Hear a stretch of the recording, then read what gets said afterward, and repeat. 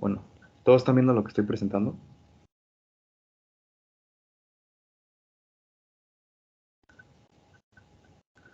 ¿Sí lo ven? Sí, por mi parte sí. Bien. Bueno, entonces, nosotros ya sabemos lo que son tener un alcano y a partir de ese alcano generar con ciertos reactivos, generar lo que es un haluro de alquilo.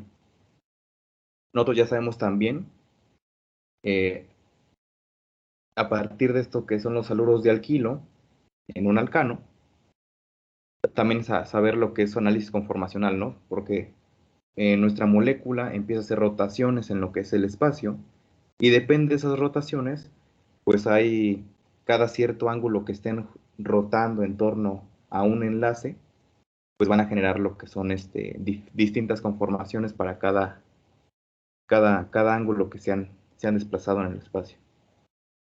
Ahora lo que vamos a nosotros saber son las preparaciones de alquenos. Ya sabemos cómo preparar haluros de alquilo. Entonces ya con eso podemos empezar a ver lo que es la deshidrogenación.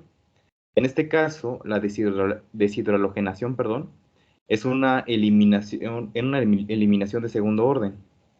En lo que son las preparaciones de haluros de alquilo, ahí son reacciones de sustitución. Es decir, ¿qué significa sustituir? Cambio una cosa por otra. Eso se le llama la sustitución. En este caso, la eliminación es voy a quitar algo que tiene mi molécula, le voy a eliminar y simplemente voy a quedarme con lo que reste de la molécula. No la voy a cambiar por otra cosa, simplemente voy a dejar el residuo que queda de haber eliminado una cosa. Pero vamos a ver qué se elimina. En este caso, a partir de la deshidrogenación, tenemos nuestra reacción global. Ya saben que a mí siempre me gusta generalizar todo. Entonces, de manera general, tú puedes tener cualquier haluro de alquilo y si tú ves que lo hacen reaccionar con una base y un alcohol, básicamente esta reacción, por automático, tú tienes que entender que te va a generar un alqueno. Ahora, ¿cuáles son las reglas para formar lo que son estos alquenos? Una de esas reglas es la regla Zaitsev. Eso de la regla Zaitsev y Hoffman, si quieren verlo más puntual, pues en el libro me parece que está en el Wet Junior, en el tomo 1, me parece que es en el capítulo 6 o 7 que aparece lo que es la regla Zaitsev y la regla Hoffman. ¿De qué nos habla la regla Zaitsev o Hoffman? Es decir, depende qué tipo de alcohol tú tengas, vas a generar cierto tipo de alquenos. Es decir, si tú llegas a tener un alcohol de una cadena de 1 hasta 3 átomos de carbono, vas a generar alquenos más estables. Es decir, eh, vas a, vas a generar un doble enlace en los carbonos que sean más estables. Obviamente los carbonos tienen que ser adyacentes, ¿no? Y la segunda regla, que es la regla Hoffman, siempre va a ser para 4 carbonos. Siempre va a ser para alcoholes voluminosos. ¿Qué significa la palabra voluminosos? Muchas veces se van de preguntar. De hecho, en el video pasado yo comenté que la palabra voluminoso se hace referencia a qué tan grande es tu molécula. O sea, qué tantos átomos de carbono tengas. Entonces, entre más átomos de carbono tengas y entre más cosas tengas en tu molécula, pues es una molécula muy voluminosa, ¿no? A eso hace referencia la palabra voluminoso. Entonces, la regla Hoffman siempre sirve para una cadena de 4 carbonos, es decir, nosotros ya sabemos que es un ter-butanol, y todo lo que sea de 4 carbonos hacia atrás, es decir, 3, 2, 1, pues van a ser reglas 6, sí o sí. Entonces, básicamente, esas son las reglas que tenemos que seguir para lo que es obtener nuestro alqueno. ¿Y cuál va a ser el mecanismo global de cada una de esas reacciones? Obviamente, eso es la síntesis, lo que ven en el primer recuadro, y esto que ven en el segundo recuadro, pues es el mecanismo como tal. Pues el mecanismo ya saben que a mí también me gusta generalizarlo. Entonces, nosotros vamos a tener lo que es la base con la cual aquí tenemos en el primer recuadro, lo vamos a hacer reaccionar con el alcohol. Al hacer reaccionar la base más el alcohol, obtenemos un alcóxido y lo que me queda de lo que es lo que es mi base. Ahora, una vez que ya obtuve ese alcóxido, ahora agarro ese mismo alcóxido y lo hago reaccionar, pero ahora con el halogenuro de alquilo, es decir, con lo que yo tengo de partida, ¿no? Con mi molécula de partida, un halogenuro de alquilo cualquiera, perdón, y de a partir de ahí pues nos va a generar un alcohol, una sal y un alqueno. Y ya, esto es todo. Voy a hacer un paréntesis. Recuerden que en la síntesis, que en este caso lo que están viendo aquí en este primer recuadro, se tienen que poner todos los productos posibles, como lo hacíamos en la reacción de bromación. Por si poníamos todas las bromaciones posibles o los productos posibles que me podían generar. De la misma forma aquí, en cualquier síntesis siempre pones todos los productos posibles, pero en el mecanismo solamente vas a poner el producto mayoritario. Entonces ya cierro paréntesis y seguimos. Bueno, antes de seguir, ¿cuáles son los ejemplos de base? Porque yo le estoy diciendo, van a haber bases ahí. O sea, tienen que hacerlo reaccionar con una base, pero me van a decir, oye, pero ¿cómo sé qué es una base, no? ¿Qué base voy a utilizar? Pues bueno, aquí hay unos ejemplos. De hecho, aquí está el hidróxido de potasio, el hidróxido de sodio. Está la piridina. La piridina me parece que es un heterociclo, algo así le llaman. eh, un compuesto heterocíclico. Ya, así es. Es un compuesto heterocíclico. Y tenemos no me acuerdo cómo se llama KHCO3. No me acuerdo cómo es su nombre como tal. Pero bueno, son los ejemplos de lo que son unos tipos de bases. Si se dan cuenta, siempre va a estar la KNA al inicio. Y de hecho, en los CTS y en varios exámenes yo solamente he visto esto. Es muy usado, es muy común que lo use. Y sobre todo la piridina. Es muy común que usen la piridina. Pero bueno, son los ejemplos de base y a partir de ahí, pues ustedes ya van viendo si les dan NaOH y un alcohol, automáticamente ustedes tienen que decir, es una reacción de deshidrogenación. Y ya. Bueno, ¿hasta aquí alguien tiene alguna duda? Ninguna. Bueno, entonces vamos a seguir. Bueno, ya vimos la introducción de la deshidrogenación, entonces vamos a ver un caso práctico. Bueno, en este caso tengo al clorometilciclohexano. Observen que aquí está mi clorometilciclohexano. Y lo voy a hacer reaccionar con KHCO3. Disculpen que ahorita no me acuerdo cómo se pronuncia esto. Pero bueno, aquí tengo mi base y tengo un alcohol. En este caso es un metanol. Es un metil o un metano unido a un OH, metanol. En este caso, para saber qué es lo que voy a obtener, y es lo que estábamos hablando anteriormente, es qué tan voluminoso es mi alcohol. ¿Es pequeñamente voluminoso o muy voluminoso? Como nos damos cuenta, en este caso es muy pequeñito, ¿no? Entonces, recuerden que para un átomo de carbono, dos átomos de carbono y tres átomos de carbono, aplica la regla 6. Entonces digo, como aquí nada más tengo un átomo de carbono, aplica la regla 6. Solamente tengo un carbono en la cadena. Entonces aplico la regla 6. ¿Y qué significa aplicar la regla 6? Pues bueno, primer paso, ustedes ubican dónde está el cloro. Aquí está mi cloro. Aquí donde está, en el carbono donde se encuentra mi cloro, le pongo como una notación o una nomenclatura el símbolo de alfa.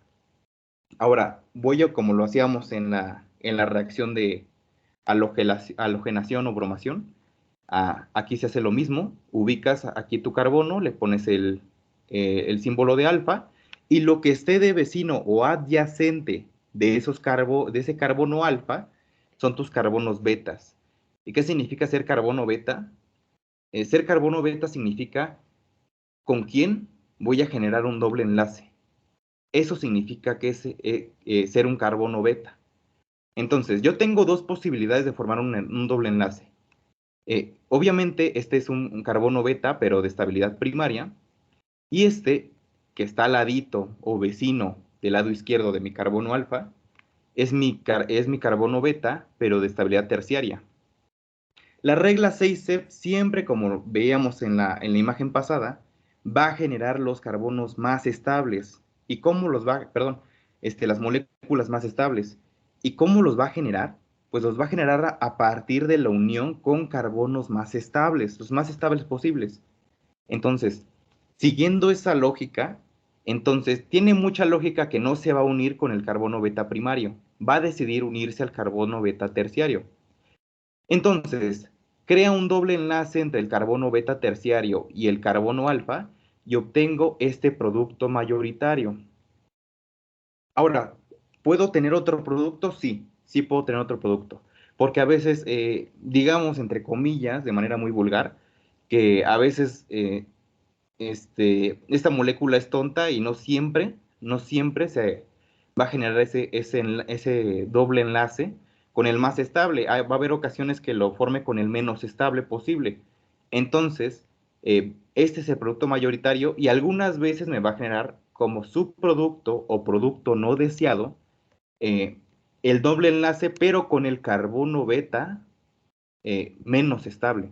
En este caso es mi carbono beta primario. Entonces tengo dos productos, un mayoritario y un minoritario. A mí el que me interesa es el mayoritario. Ya después veo cómo quito esta molécula de ahí a partir de un proceso en reactores. Pero bueno, ahora, ¿cómo le voy a dar nombre a esto? Si se dan cuenta es complicado. Entonces aquí hay una nota, una nomenclatura. Ustedes van a poner el número de átomos que tenga su cadena de, de, de carbonos y le van a poner el sufijo ilen o iliden. Y que, de hecho, aquí está la nota. Cuando el doble enlace forma un puente, observen que aquí está formando un puente, y aquí en este también está formando un puente entre el sustituyente, es decir, lo que tengo aquí enlazado a mi ciclo, y el ciclo mismo, observen que aquí está el ciclo. Entonces, este doble enlace está actuando como un tipo puente para cruzar del ciclo al sustituyente. Entonces, cuando eso es así, lo único que tienes que hacer es ponerme de cuántos carbonos es el sustituyente. En este caso es de 2, por eso por este producto mayoritario, es de 2 átomos de carbono. Observen, ese es el primero, donde está mi cursor, es el segundo. Entonces, es et, de 2 carbonos, y len, porque es el sufijo que estamos aprendiendo ahorita, y ponemos ciclohexano. Otra forma de hacerlo es et de 2 átomos de carbono, que es mi sustituyente, y ponemos iliden, que es mi sufijo, y después agregamos ciclohexano. Entonces, vamos a ver ahora qué pasa con esta molécula que tenemos aquí. Lo mismo, ahora, cuando el doble enlace es vecinal o adyacente a un ciclo, observen que mi doble enlace está de vecino o tiene a su lado a este ciclo. Entonces, cuando es así, solamente me vas a poner de cuántos átomos de carbono está tu sustituyente y lo vas a poner con el sufijo enil. Es decir, en este caso tengo un átomo de carbono, 2 átomos de carbono, et, porque es 2, enil, porque es el sufijo que necesitamos, y le ponemos simplemente ciclohexano. Observen que mi cadena principal es el ciclohexano. Es este ciclo. ¿Hasta aquí no hay alguna duda con lo que es la nomenclatura? ¿Ilen o iliden?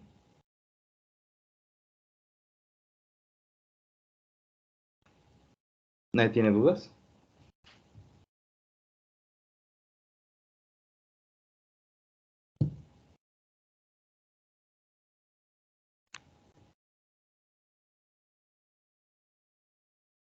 Bueno, pues voy a seguir.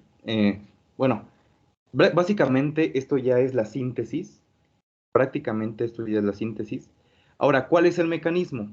Vamos a ver. Nosotros decíamos que vamos a tener la base y la base la vamos a hacer reaccionar con un alcohol. Ahora, observen. De esta base y este alcohol, Aquí mi potasio está unido al oxígeno, pero esta es una unión iónica, no es una unión covalente. Entonces, como es una unión iónica, aquí el que tiene más electronegatividad es el oxígeno y el que tiene menos electronegatividad es el potasio. Por lo tanto, y como es iónica, de nuevo lo repito, este va a tener una carga negativa, una carga formal negativa, y este va a tener una carga formal positiva. Y vamos a fijarnos con el metanol. Con el metanol, aquí el oxígeno es el que tiene todos sus electrones de la última capa de valencia, y ese tiene carga parcial negativa. Este carbono tiene carga parcial positiva. ¿Y qué va a pasar? Este átomo de oxígeno se va a sentir atraído por esta carga parcial positiva. Entonces va a decir, me siento muy atraído por esta carga. Entonces lo que hago es ataco a este potasio y le quito el electrón con el que se está enlazando el hidrógeno conmigo, se lo quito y lo dejo fuera de la jugada. Entonces, como sale afuera de la molécula, perdón, el hidrógeno, sale fuera de la molécula este hidrógeno, entonces está solo, y como este oxígeno ahora tiene una carga formal negativa, entonces le sobra un electrón para poder enlazarse. Entonces se enlaza con este hidrógeno que salió de esta molécula de metanol, y se forma lo siguiente: se forma el ácido carbónico y el metóxido de potasio. Ahora, hago reaccionar el metóxido de potasio con mi molécula o con mi haluro de alquilo, que es el cloro metil ciclohexano, y lo que obtengo es lo siguiente. ¿Se acuerdan que dijimos que se iba a enlazar con el carbono beta terciario? Y ese me va a generar la molécula más estable, el producto más deseado. Pues entonces, a partir del carbono terciario, yo saco un hidrógeno y lo pongo en una línea punteada, porque no se acostumbra ponerlo, pero en este caso, como lo necesito, lo saco con unas líneas punteadas. ¿Y ahora qué pasa? El átomo de oxígeno, de nuevo, tiene una carga negativa, formal negativa. El potasio tiene una carga formal positiva. Y observen que en esta molécula de mi haluro de alquilo, este carbono tiene una carga parcial negativa con respecto a este hidrógeno. Entonces, básicamente, de estas dos moléculas, el que tiene la carga más negativa, pues es el oxígeno. Y este oxígeno va a atacar al hidrógeno. El hidrógeno no se va a poder ir porque el que tiene el control de los electrones es este carbono. Entonces le va a dejar su electrón a este carbono y se va a ir con una carga formal positiva. Y se va uniéndose con este oxígeno que ya hizo un lado al potasio. Ya lo sacó de la jugada, ya no forma parte de su molécula. ¿Y qué pasa? El cloro también se va a ir. Observen esto. El cloro también se va a ir para unirse con el potasio, porque es una carga formal positiva. Entonces, como el cloro tiene una electronegatividad alta, entonces va a querer unir también al potasio. Entonces sale de la molécula y observa que como este carbono beta terciario ahora tiene dos pares de electrones y este carbono donde estaba el cloro ya no tiene electrones, se forma un carbocatión y genera un estado de transición, el cual le dice, oye, mano, tú ya no tienes ningún electrón con qué enlazarte, ¿verdad? Estás positivo. Y le dice, sí, estoy positivo. Entonces lo que le dice es, oye, tengo dos electrones, uno es para mí y el otro te lo doy a ti, y generamos un doble enlace, donde el cual se va a sostener entre nosotros. Y genera este doble enlace que ustedes están viendo en pantalla, y me genera el etilén ciclohexano, y con uno sus productos. Es decir, observen que aquí ya se me regeneró el metanol, es decir, el alcohol que teníamos en un inicio para hacerlo reaccionar ya se me regeneró, y obtengo una sal, el cloruro de potasio.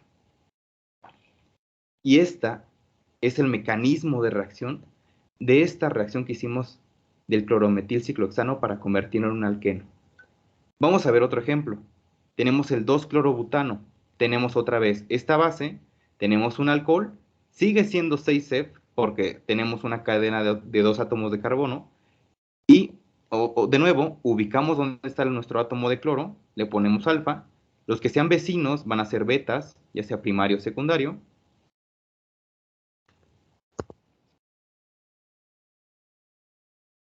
Ok. Ya sea beta, primario o secundario. En este caso, pues obviamente como es 6F, 6F forma a los alquenos más estables posibles. Entonces, agarramos lo que es nuestro carbono beta secundario, porque el carbono secundario es más estable que el primario, y generamos un doble enlace entre el carbono alfa y el carbono beta secundario, y este es mi producto mayoritario. Y mi producto minoritario va a ser cuando no sea con mi carbono beta secundario, sino con el carbono beta primario. Entonces, básicamente ya tengo a mi producto mayoritario, y vamos a ver cuál es el mecanismo. De nuevo, lo mismo. Tomamos mi base, lo hacemos reaccionar con lo que es el etanol. Otra vez el oxígeno se va a sentir atraído por el sodio, porque el sodio tiene una carga formal. Entonces ataca el sodio, el hidrógeno sale de la jugada, es decir, el hidrógeno le va a dejar lo que es su electrón al oxígeno porque no puede llevárselo, ¿no? Pero se va a juntar con el otro oxígeno que tenemos aquí de mi base, generándome otra vez el ácido carbónico y me genera de nuevo el etóxido de sodio. Ahora, el etóxido de sodio de nuevo lo voy a hacer reaccionar con mi molécula principal, que es mi haluro de alquilo, en este caso el 2-clorobutano. Lo hago reaccionar y observen lo siguiente. De mis dos moléculas, de mi etóxido de sodio, el oxígeno se va a sentir atraído por el hidrógeno del carbono beta secundario. Se va a sentir atraído por ese hidrógeno de ese carbono. Entonces, el hidrógeno no se puede ir, le deja su electrón al carbono y el cloro de nuevo se va a sentir atraído por el sodio porque el sodio ya salió de la molécula, de esta molécula, ya salió, entonces se va a unir el cloro con el sodio y por eso sale de aquí y deja a un carbocatión aquí. En mi carbono alfa deja un carbocatión, es decir, un átomo de carbono con carga formal positiva. Y ahora este carbono beta secundario le dice, oye compa, yo tengo dos electrones, uno se queda conmigo y el otro te lo doy para que juntos generemos un doble enlace. Entonces le dice, sí, claro, se genera el doble enlace y observa que el carbocatión se estabiliza y se estabiliza la molécula. Tiene carga neutra y me genera aldosbuteno.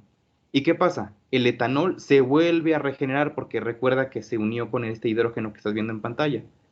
Y también me genera el cloruro de sodio. ¿Por qué? Porque el sodio se unió con el cloro que le quitó su electrón a este carbono alfa. Básicamente es lo que sucede. Pero bueno, solamente estamos viendo qué pasa con 6F. Observen que 6F siempre genera el producto más estable. Ahora, ¿qué pasaría si lo que estamos viendo en pantalla lo hiciéramos reaccionar no con un alcohol 6F o con que genere o que, ¿cómo se le puede definir? Que impulse a la regla 6F, sino que impulse ahora a la regla Hoffman. Vamos a ver lo mismo, prácticamente lo mismo, pero ahora con la regla Hoffman. Observen, otra vez tengo mi cloretilciclohexano. Ahora utilizo la regla Hoffman. Se utiliza cuando tenemos un terbutanol. Otra vez aquí tengo mi base, tengo aquí mi terbutanol. ¿Y qué es lo que pasa? Otra vez tengo aquí mi carbono alfa que habíamos visto en el ejercicio pasado. Genero también mis carbonos beta, que son los adyacentes a ese carbono alfa. Y me doy cuenta que, pues si esto fuera 6F, yo le diría, pues se va a generar un doble enlace entre el carbono beta secundario y el carbono alfa. Pues no. Como es Hoffman, se va a generar en el menos estable. Se va a generar un doble enlace con el carbono menos estable. En este caso, se va a generar como producto mayoritario el etenil ciclohexano. Observen lo siguiente, voy a dar marcha atrás a la página. Y recuerden que aquí, observen, aquí tenemos la regla 6F y como mayoritario teníamos al etilén ciclohexano. Y en este caso, el etilén ciclohexano es el minoritario. ¿Qué quiere decir? Que para nosotros el mayoritario ahora, con la regla Hoffman, es el enlace que se crea entre el carbono alfa y el carbono menos estable, en este caso, el carbono beta primario. ¿Cuál es su mecanismo? Pues es básicamente el mismo. Agarro mi base, la hago reaccionar con mi terbutanol. En este caso, el oxígeno se siente atraído por el sodio de nuevo, el sodio se quiere ir con el oxígeno, pero pues, va a dejarle su electrón al oxígeno de esta molécula, de la base, se va con el oxígeno, pero el oxígeno, para que se junte con el sodio, tiene que quitarle un electrón al hidrógeno y desplazarlo de ahí, sacarlo fuera de la jugada, y el hidrógeno, como está solo y se siente atraído por el oxígeno de mi base, pues se va a juntar y me va a generar un ácido carbónico. ¿Y qué pasó con mi terbutanol, ya sin el hidrógeno? Pues observa el oxígeno que se sentía atraído por el sodio, se junta con el sodio y me genera el terbutóxido de sodio. Ahora, el terbutóxido de sodio lo hago reaccionar con mi haluro de alquilo, que es el cloretil ciclohexano, y observa lo siguiente, de nuevo, el oxígeno, como tiene carga formal negativa, es el más negativo de todas estas dos moléculas, pues se va a sentir atraído por el hidrógeno. El hidrógeno no se va a poder ir y enlazarse al oxígeno porque está compartiendo un electrón con este átomo de carbono. Entonces, para irse, le deja su electrón y ahora este carbono, que es el carbono beta primario, tiene dos electrones. Pero ¿qué pasa? El sodio, como se va a marchar de la molécula del terbutóxido de sodio, el sodio como se va a marchar de ahí, porque ya lo eliminó el oxígeno, lo que va a hacer es que el sodio va a buscar con quién juntarse. En este caso, el cloro está viendo que este prácticamente también es un átomo con una carga formal positiva, entonces es muy positivo y a él le gusta lo que es positivo, entonces el cloro se va a marchar también de esta molécula, se va a ir, pero llevándose su electrón del carbono alfa. Entonces, en el carbono alfa se genera mi carbocatión. Una vez que se genera mi carbocatión, mi carbono beta primario le dice, tengo otra vez dos electrones, uno me lo quedo yo, uno te lo comparto, y juntos creamos un doble enlace y estabilizamos la molécula. Y me genera el etenil ciclohexano. ¿Qué otra cosa me genera? Ah, pues, obviamente, el oxígeno que se agarró al hidrógeno me genera el terbutanol. El cloro que se unió con el sodio me genera el cloruro de sodio. Y básicamente eso fue para el cloretil ciclohexano. De nuevo, ahora vamos a ver qué pasa si la misma molécula que hicimos en el ejercicio pasado la generamos ahora con Hoffman. Observa que también lo que para nosotros era el minoritario ahora se convierte en el mayoritario y ahora tenemos al buteno como producto principal. De nuevo, el mecanismo es reaccionar la base con el alcohol, me genera un ácido carbónico, me genera el terbutóxido de sodio, y otra vez el terbutóxido de sodio lo hago reaccionar con el uro de alquilo, que es este, me genera el buteno, me genera alterbutanol, o como lo conocíamos apenas hace unas clases, ¿no? Hace 2 semanas, el TERT con T, ya no con C de casa, el TERT butanol, y me genera el cloruro de sodio como productos, como subproductos. Y eso básicamente es la deshidrogenación. ¿Por qué le llamaban una eliminación de segundo orden? Observen esto. Mientras aquí se está eliminando al hidrógeno, también se está eliminando al cloro. Observen esto, es un detalle muy importante. El cloro se va de la molécula, el hidrógeno se va de la molécula y no son sustituidos por nada.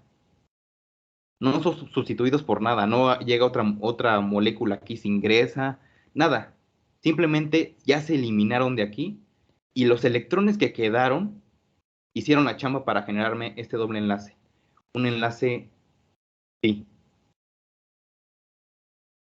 Por eso se le llama una eliminación de segundo orden. porque se eliminaron dos átomos, el cloro y el hidrógeno, de mi haluro de alquilo.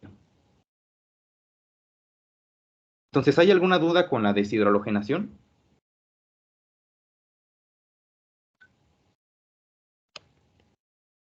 Ninguna. Bueno, muchas gracias. Esta es la primera preparación. Nosotros vamos a preparar a partir de un haluro de alquilo, un alqueno. Entonces, ustedes ya saben, si ven en un examen que les ponen un haluro de alquilo, alguna de estas bases que empieza con KNA, KNA o piridina, automáticamente ya saben que esto es una deshidrohalogenación. Ahora su única chamba es ver qué alcohol es. Si es de un átomo, dos átomos o tres átomos de carbono, eso es 6. Entonces van a utilizar el doble enlace entre el carbono más estable. Si es un terbutanol, directo, es Hoffman. Entonces va a ser el carbono alfa con el carbono menos estable. Y ya, eso es todo. Aplican de manera general este mecanismo, aunque todavía no entiendan muy bien qué onda con esto de las flechas. Ustedes siguen este caminito que ya les dejé aquí y tienen que llegar a lo mismo. Ellos sí van a llegar a lo mismo. Ahora vamos a ver nuestra segunda preparación de alquenos. Ahora yo voy a tener un alcohol. Eso se llama deshidratación de alcoholes y vamos a ver por qué su nombre es tan explícito. Aquí nos están diciendo que se va a deshidratar, es decir, voy a quitarle agua al alcohol. Se le llama eliminación de primer orden porque solamente un átomo de mi alcohol va a salir de la molécula. ¿Cómo cómo se genera un alqueno a partir de un alcohol? Pues aquí está mi reacción global de nuevo. Tenemos mi alcohol, lo hago reaccionar con un ácido, con un medio, con una fuente de calor, la que sea, y esto me va a generar un alqueno. ¿Cuál es el mecanismo global de manera general para cualquier alcohol? Ah, pues tengo mi alcohol, lo hago reaccionar con un ácido, me genera un alcohol protonado o alcohol hidratado más un residuo del ácido. Ahora, ese alcohol protonado se va a disociar el agua de lo que es mi molécula. Voy a tener un reordenamiento que se le llama heterólisis y después de ahí voy a tener una transposición del carbocatión al carbono más estable. Y ahorita vamos a ver qué es lo que sucede. Porque es que esto queda como mecanismo global. Bueno, ¿qué mejor forma que verlo con un ejercicio? Entonces, observen lo siguiente. Yo tengo mi 2-ciclohexil-etanol.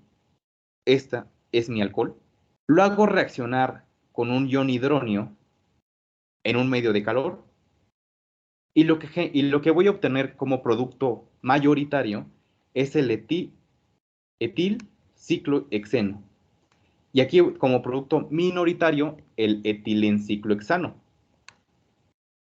Ahora lo siguiente, ¿cómo va a ser el mecanismo? Ahorita vamos a ver por qué. Porque de manera no es tan intuitivo como con la reacción pasada, esto no es tan intuitivo. Porque aquí hay algo clave que se llama transposición del carbocatión. Es decir, tu carbocatión que se genera en ese carbono, vaya la redundancia, se va a mover, se va a ir moviendo en tu molécula. Y eso se le conoce como que va a liderar o va a definir la velocidad de tu reacción, pero bueno, esas ya son otras palabras para cinética y reactores homogéneos o heterogéneos. Pero básicamente lo que está hablando aquí es que yo tengo mi carbono tiene carga formal positiva y entonces esa carga formal se la va a ir pasando a todos sus amigos carbonos hasta que llegue al carbono más estable. Entonces vamos a verlo con un mecanismo. ¿Qué es lo que pasa? Yo tengo mi 2-ciclohexil etanol y lo voy a hacer reaccionar con el ácido, con este ácido que es el ion hidronio. Recuerden que en los ácidos, según Lewis, los ácidos son los que donan los protones. Entonces, ¿qué pasa? De estas dos moléculas, el que tiene carga negativa es este oxígeno de aquí, de mi alcohol, y se va a sentir atraído por el átomo que tiene la carga más positiva. Y me van a decir, oye, pero el oxígeno tiene la carga formal positiva, ¿por qué no se dirige hacia él? Ah, no, pero porque aunque el oxígeno tenga la carga formal positiva, sigue teniendo muchos electrones en su capa de valencia. Y básicamente el hidrógeno solamente tiene uno. Si le quitan ese electrón, básicamente ya es un protón. Entonces, por eso el oxígeno ataca al hidrógeno y no al oxígeno de esta molécula, del ion aluminio. Entonces, el oxígeno ataca al hidrógeno, el hidrógeno se quiere unir al oxígeno, pero no puede, entonces le deja un electrón al oxígeno. Ahora el oxígeno tiene otro electrón de más, entonces se estabiliza su carga y se genera agua. Y aquí también se genera agua. ¿Por qué? Porque ya observa que ya se unió el hidrógeno con el oxígeno. Pero veamos qué pasa.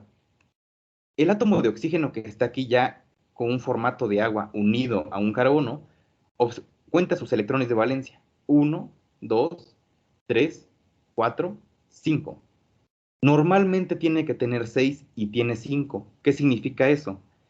Que tiene menos electrones que los que debería tener, es decir, tiene más protones que electrones, por lo tanto, su carga es formal positiva.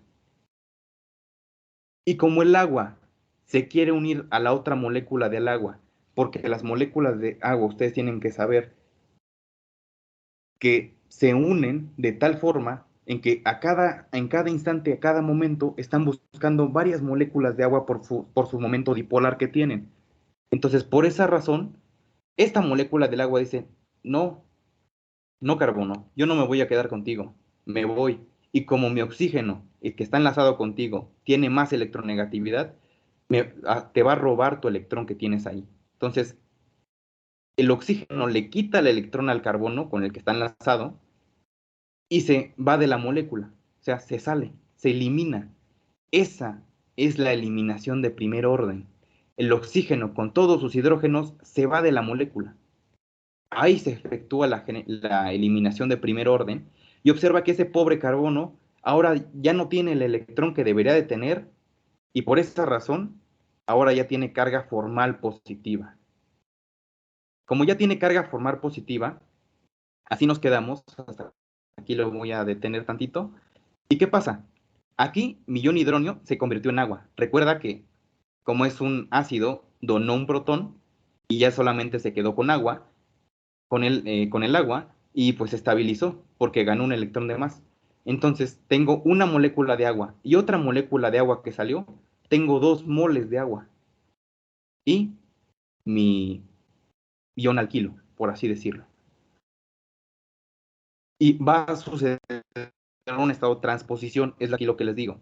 Observa que mi carbono con carga formal positiva está etiquetado, esa es la palabra correcta, está etiquetado como un carbono primario. ¿Qué pasa?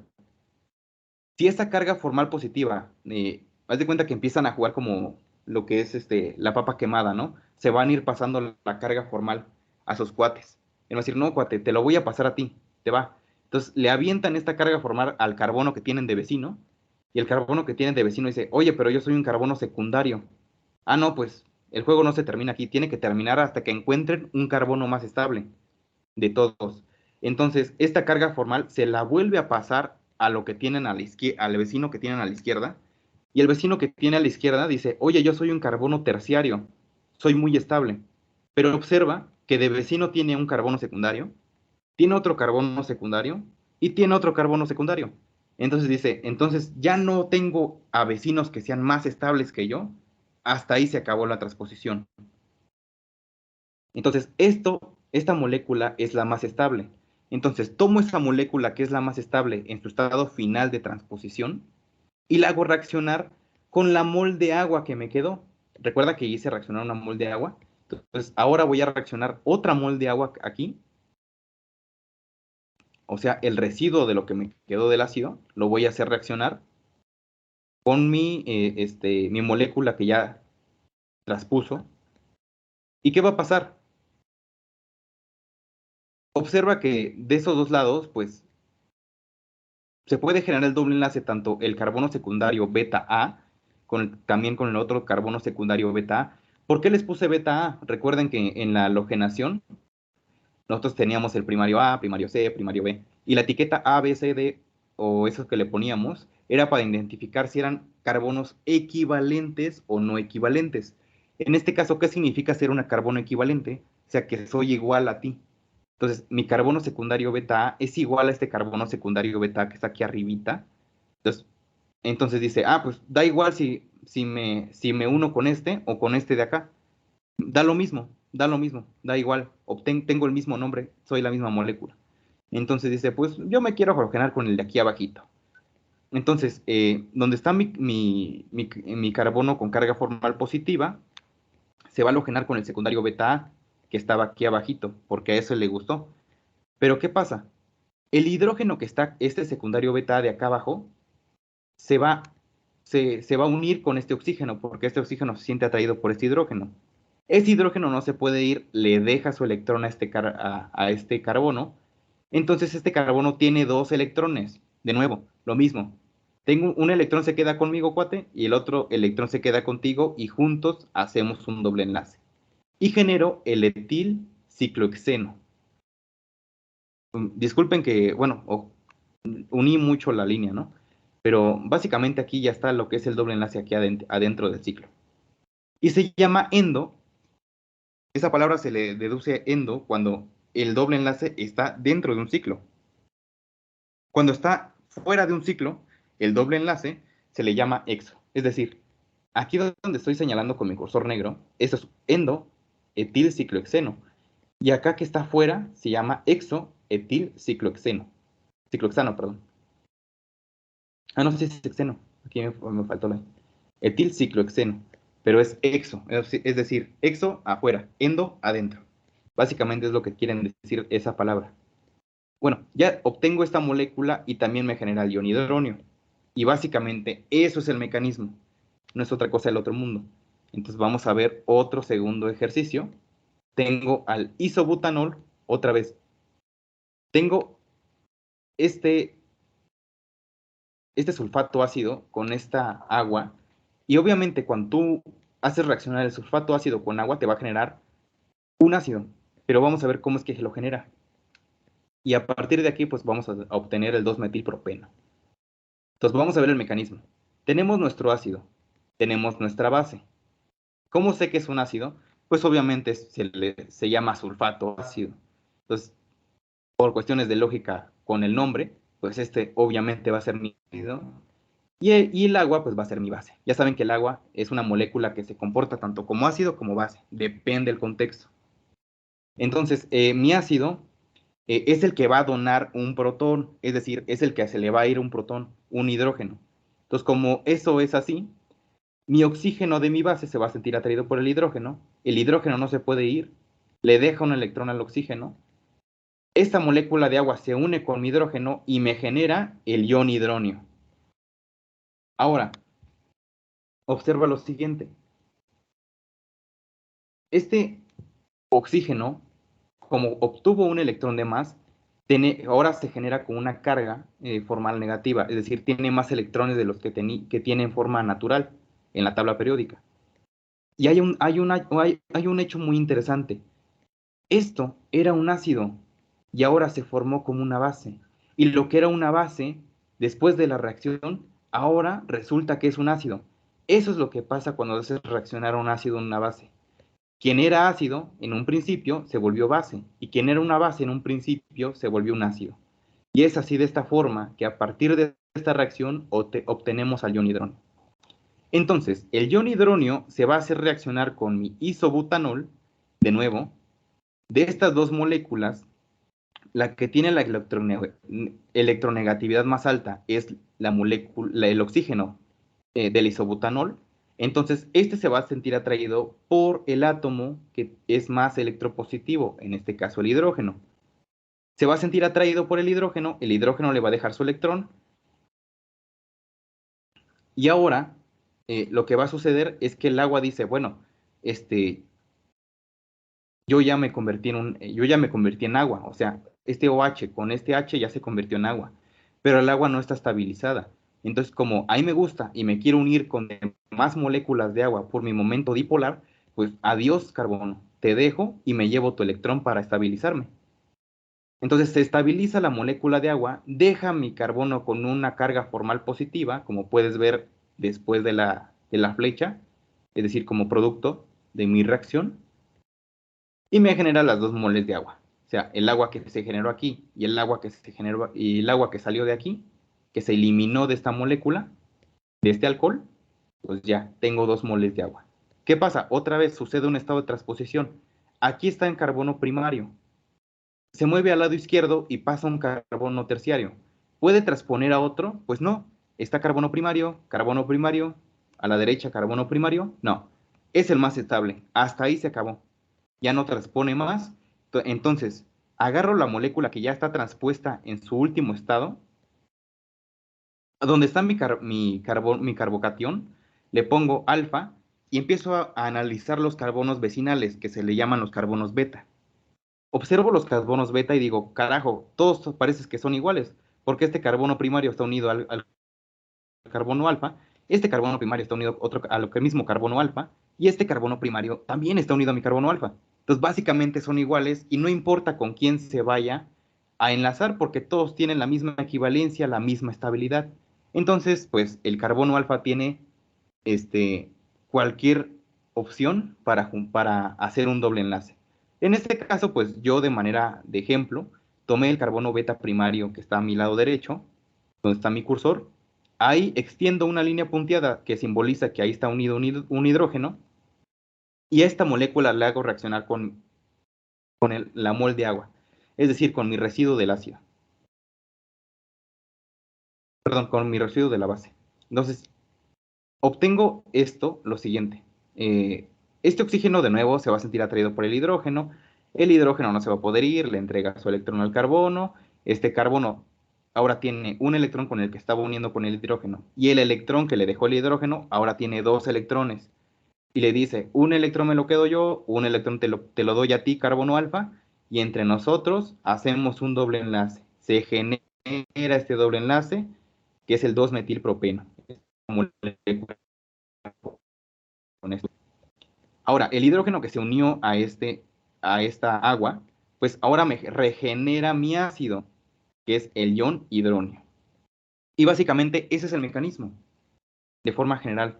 ¿Y para qué sirve el mecanismo? Porque muchas veces no te acuerdas cómo es que sucede esto, que el isobutanol me genera el 2-metilpropeno. Entonces, si le echas un vistazo al mecanismo, te das cuenta que es a partir de los estados de transposición. Entonces, ¿alguien tiene alguna duda con el mecanismo? No, todo bien. Bueno, pues básicamente eso es lo que es lo que son las 2 primeras reacciones que vamos a ver. Y bueno, y que vamos a seguir haciendo ejercicios sobre esto. ¿Qué es lo que vimos en conclusión el día de hoy? Vimos la deshidrogenación, una eliminación de segundo orden. ¿Por qué segundo orden? Porque de mi haluro de alquilo se va tanto el cloro como un átomo de hidrógeno. Por eso se le conoce eliminación de segundo orden. Nosotros vamos a tener una base y un alcohol, y esos van a ser indispensables. Siempre que veamos una reacción de base y alcohol, es deshidrogenación. Se va a regir por regla 6 o por regla Hoffman, dependiendo de qué tan larga es tu cadena de carbonos. Si es de 1 a 3, 6. Si es de 4 carbonos, Hoffman. ¿Cuál es el mecanismo global? Pues es este. Ejemplos de bases, para que no se te olviden, todo lo que empiece con K, N, K, K, N, N, A y H y esas cosas, y hasta la piridina, esos son ejemplos de bases. La nomenclatura que hemos visto, cuando tenemos el enlace que forma un puente entre el ciclo y el sustituyente, es cuántos átomos de carbono tiene tu sustituyente, y le añades la palabra ilen o iliden. Ahora, ¿qué pasa si tengo como vecino a mi doble enlace con mi sustituyente? Pues nada más dices cuántos átomos tiene tu sustituyente y le pones el prefijo o el sufijo, perdón, enil. Básicamente es la nomenclatura de ilen o enil. También vimos la deshidratación de alcoholes. ¿Qué pasa? Tenemos un alcohol, ácido y calor, y en algunas ocasiones pues ya hasta omiten el calor, solamente ponen un ácido, como en la reacción que vimos del sulfato ácido y el agua.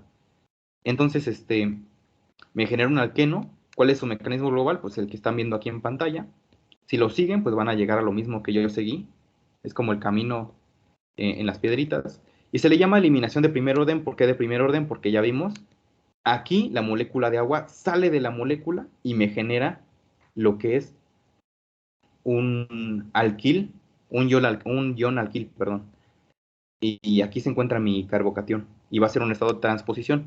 Por eso le llama de eliminación de primer orden, porque solo una molécula sale de mi alcohol original. Entonces, a partir de ácido y calor, nosotros vamos a generar alquenos. Entonces, esas son las dos primeras reacciones para generar alquenos. La siguiente clase vamos a ver creo que me faltan 4 reacciones más, pero esas ya no vamos a ver su mecanismo. ¿Por qué? Porque pues obviamente no van a aprenderse todos los mecanismos de memoria, ¿sí? Entonces solamente lo más importante es que muchas veces les han llegado a preguntar el mecanismo de la deshidrogenación o el mecanismo de la deshidratación de alcoholes. Solamente esos dos son fundamentales y son los más importantes que deben de aprenderse. Los demás, pues ya, solo es por cultura general, ¿no? Entonces nos vemos la siguiente clase. Muchas gracias por los que se conectaron y pues nos vemos el sábado. Muchas gracias. Muchas Gracias. gracias a ti, hasta luego. Hasta luego, gracias.